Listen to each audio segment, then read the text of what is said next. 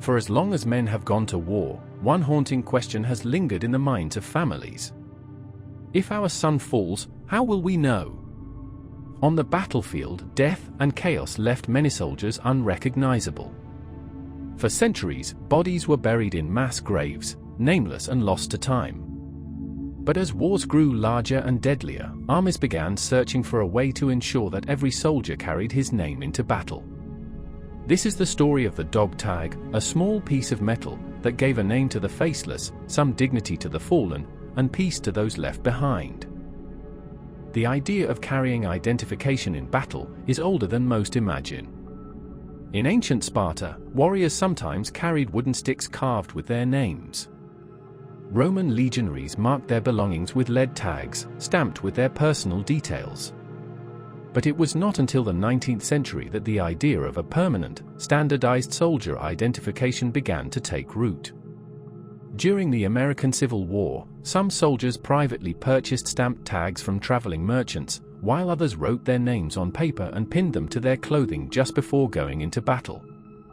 There was no official system, and thousands would still die unknown.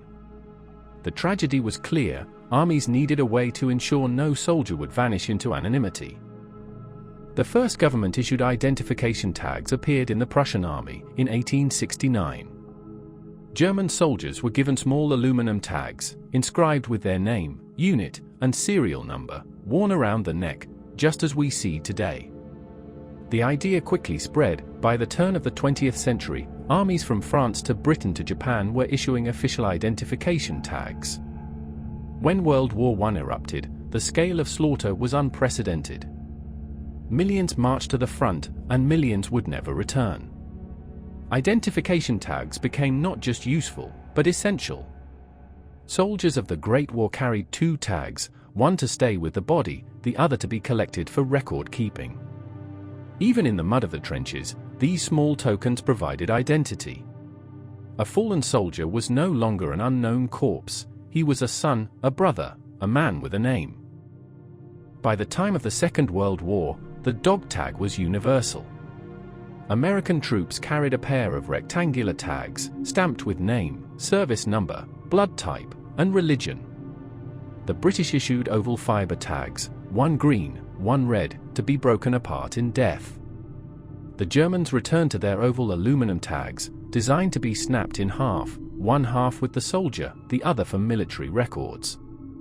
The Second World War claimed over 70 million lives.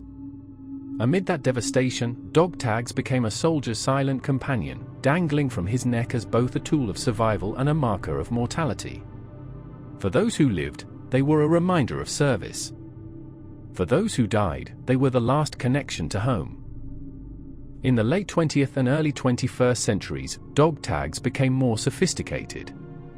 Modern US tags still carry the same essential information, but now include advanced data like social security numbers. Others, such as Israel's defense forces, adopted unique local variants. Technology has begun to change the landscape. Yet despite advances, the principle remains unchanged: a small tag, worn close to the heart, ensuring no soldier will ever be forgotten. Over time, dog tags have come to symbolize far more than military bureaucracy. For veterans, they are keepsakes, carried long after the war ends. For families, they are heirlooms, sometimes the only relic of a loved one lost in combat. For nations, they represent sacrifice, etched steel reminders of service and identity. Many memorial walls, from Vietnam to Iraq, are adorned with dog tags of the fallen. They clink in the wind like wind chimes of memory, each tag a life, each tag a story.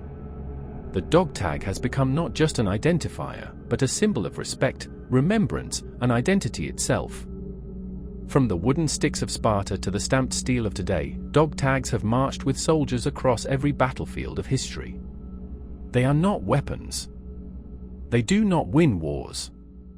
But in their silence, they offer something greater: dignity for the dead, closure for the living, and an eternal bond between the soldier and the home he left behind.